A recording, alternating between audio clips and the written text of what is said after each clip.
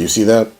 Macron warns against any attack on French interest in Niger. At the same time, the African Union then comes forward and instead of trying to say that we will mediate the situation in our continent, they instead give a 15-day ultimatum to Niger that you need to restore the puppet government that was protecting the interest of France for the exploitation of your uranium. Now we're talking about 15% of the imports of uranium that is sustaining France, that is using nuclear energy, is coming from Niger. So this situation, I mean, imagine France realizing that their energy costs have to go up because of an African country. That is how delicate this situation is. And a lot of people are not paying attention to it because they think that it's instead Ukraine and it's coal and was it bauxite or whatever that was affecting the world now, and wheat or some things like that that they were talking about that instead destabilizes the European and world economic system. Just this conflict you're seeing with Africa now, where you see that even Burkina Faso that is breaking away from this French neocolonialism, and you see Niger breaking away from this French neocolonialism and having to now go and back themselves instead, where Russia in the BRICS movement, South Africa's there.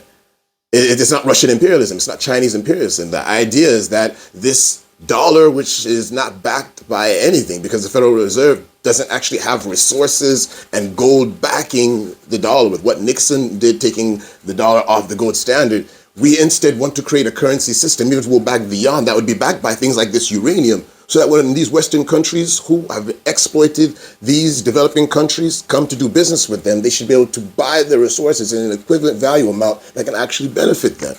That's what this whole line of polarization, which I thought was going to be in Ukraine, but now it's showing it's going to be in Africa, starting to form. So my people, we're supposed to be paying attention to this and questioning that, is Macron intending instead, because he's not going to send NATO. When he makes his threats, remember what happened with the ECHO and he manipulated Alassane Ouattara.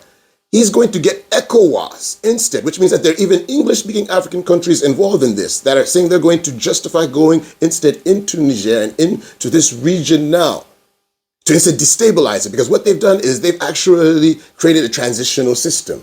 Just like you saw in Nigeria, you had military regimes that at last had people like Obasanjo step back and become civilians and contest in elections. We should instead be encouraging these countries, Niger, to give us a plan of action. That's what the AU should be instead. But you see, that man. So will you kill your brother because of that man?